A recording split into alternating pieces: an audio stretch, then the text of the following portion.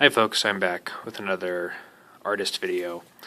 I have to say this artwork video series had kind of a dark beginning because as many of you know, I think within a few days after my Quinton Hoover video, Quinton Hoover actually died.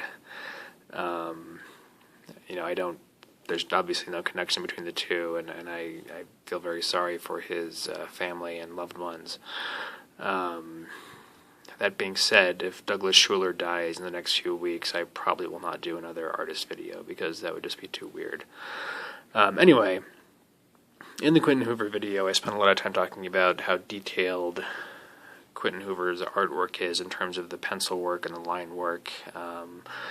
Lots of wrinkles, lots of wrinkles in clothing, lots of details in the background, and today I'm going to talk about Douglas Shuler's artwork from the 90s era, and I think there's a bit of a contrast there because Douglas Shuler is not about excruciating detail. He's really much more of a, I don't want to say impressionistic. I'm talking like I know something about art here, but you'll see that his style is a lot more understated, and he conveys a lot more with sort of light and shadow than with line work. So I wanted to start actually with one of my favorite Douglas Shuler illustrations because this sort of is emblematic of a transition that Magic actually went through between the revised set and the 4th edition set, and that is when the 4th edition set came out, they actually went back to the revised set and took out some of the cards that they were worried might be offensive, and I think I talked about Earthbind in the Quinton Hoover set. Earthbind was taken out entirely because there was really no way to save that without changing the artwork. For Unholy Strength, what they did was they took out the flaming pentagram. So having a card called Unholy Strength apparently passed the censors, but you couldn't actually have the flaming satanic pentagram behind him. So I thought that was interesting. This is revised. This is 4th edition. You can see there's quite a stark difference. So I always thought that was kind of a funny illustration because obviously a card called Unholy Strength with a flaming pentagram makes sense, but now it's just this guy who just looks like he's getting his knob polished.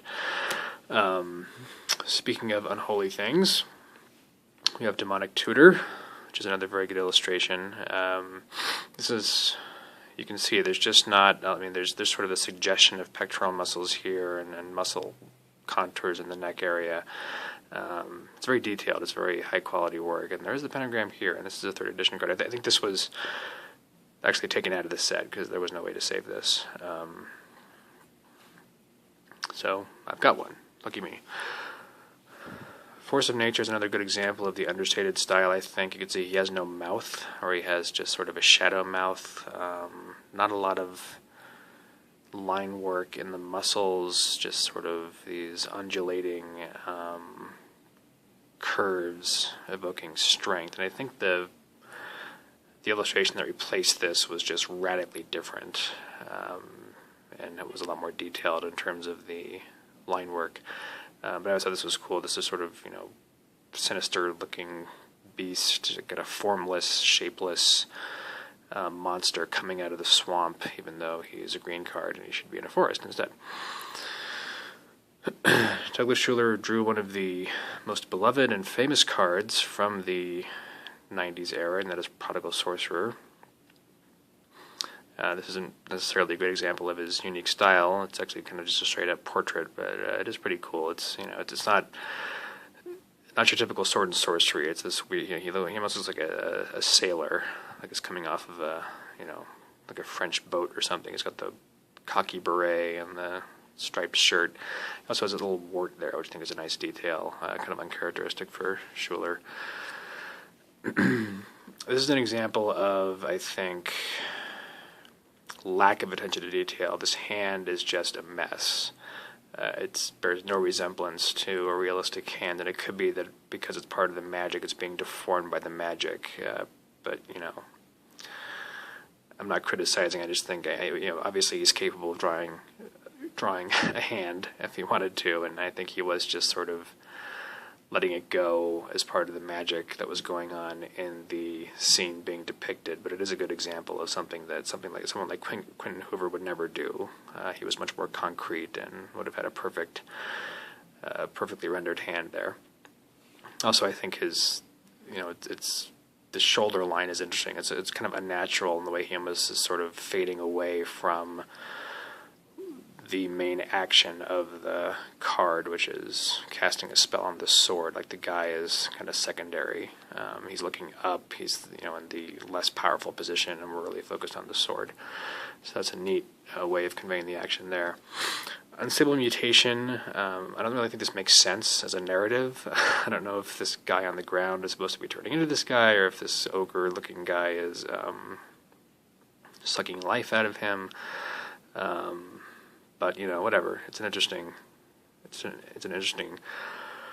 piece of artwork, and so I'm holding these cards at an angle because there's a weird glare here. So I'm sorry that they're appearing right trapezoidal on the screen. I'll try to hold them a little straighter and try to catch the light a little differently. But this kind of like Force of Nature is a good example of this. He's anatomically pretty consistent. He's kind of a hunchback ogre type figure, but what you really get here is a conveyed sense of bulk and strength, as opposed to any sort of detailed renditions of his anatomy.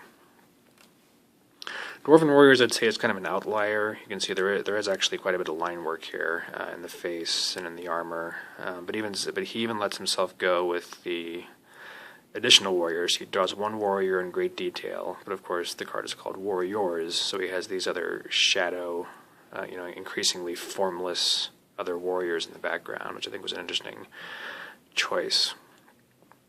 Again, creating that kind of danger of unknown strength coming out from the shadows behind you, which I think is cool. And then Douglas Shuler also had a series of female heroes, and I'm not going to short shrift these because they're all pretty good.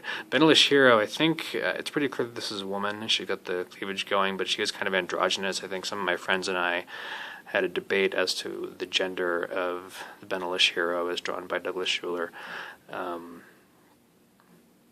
Just because it was kind of weird to us that it would be a female because we were teenage boys, and why on earth would you have a woman as your hero? But obviously, this is a woman. She has kind of fashion model features, but the kind of an asymmetric face, though. Again, not. I would say more concerned with creating an overall impression of the character than excruciating detail and the way it's rendered. But the cleavage is there, which brings me to Sarah Angel, which is a very sexy, blonde, bosomy angel.